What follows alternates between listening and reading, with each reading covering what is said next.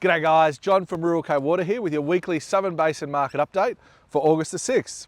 Well, on the back of recent rainfall that was much needed across a lot of the basin, we've seen the southern storages pick up 2% over the last week. They're now at 62%, but this is compared to 83% for this same time last year. Allocation announcements were made last Friday, and with this there was some positive news for some valleys and not so positive for others. Bidgee General Security received a 6% increase, so they're now at 15% allocation there, with carryover included. Average account balance across the system there in the Bidgee is at 31%. Also note, Coly irrigation members that have taken up that 10% enhancement, you should be receiving that at the moment. Meanwhile, New South Wales Murray General Security only increased by 1% to now sit at 2%. With carryover, the average account balances here though are a little bit higher at around 33%. It's important to note that the latest allocation market announcements made last Friday on the 1st didn't include that rainfall that we've had last week. It was only rainfall up to that date where they made those decisions. Right, so we would expect, keep an eye out on August 15 when the next allocation announcements are made for more of an increase as more of those inflows are realised into the bulk accounts. In Victoria, high reliability water share has also received an increase, with Murray increasing to 49% from 40%, and in Goulburn it rose from 33% to 38%. In terms of the IVTs, the Barmera choke is closed as per standard operating around there at the moment.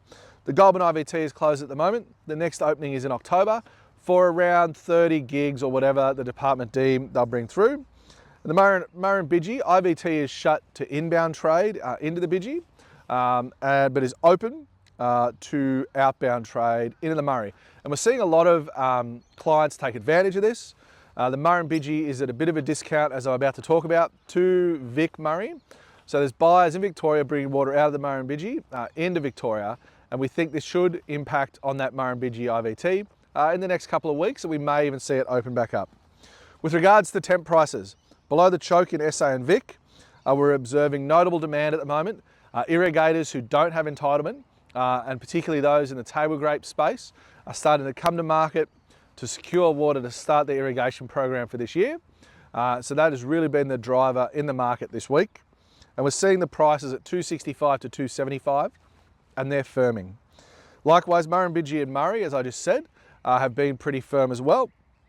We're seeing, and they're on parity in the Murray and the Murray and Bidgee at the moment in New South Wales, and we're seeing lots of water come out to the Murray from the Bidgee. Again, that price is around $265 to $275.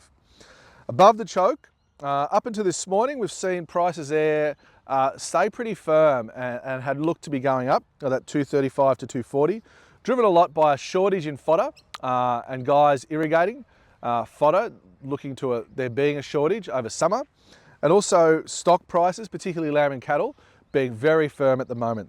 We have heard overnight though that MIL are looking to bring water to market that should possibly have some downward pressure on that above choke water price. And finally in the Goulburn, water price there is $206 to $215 at the moment. Perm prices, over the last week there's been notable demand, particularly in SA. And we've seen SA Class 3, a recent trade at $7,935, so pushing back towards $8,000 a meg there in SA. And in Vic Murray, we've seen trades anywhere from $73.75 to $7,600 over the last couple of weeks. So again, that market is firming and increasing. Other entitlement markets across the basin have remained broadly stable and haven't seen that same demand at the moment. And finally, we still are seeing a trickle of federal government announcements and purchases under Restoring Our Rivers, and we expect them to continue and potentially even ramp up as the Commonwealth nears the deadline for those first round of tenders having to be accepted. So thanks, have a great week. As always, if you want the latest up-to-date advice, contact your local Ruralco water broker. Thanks and have a great week.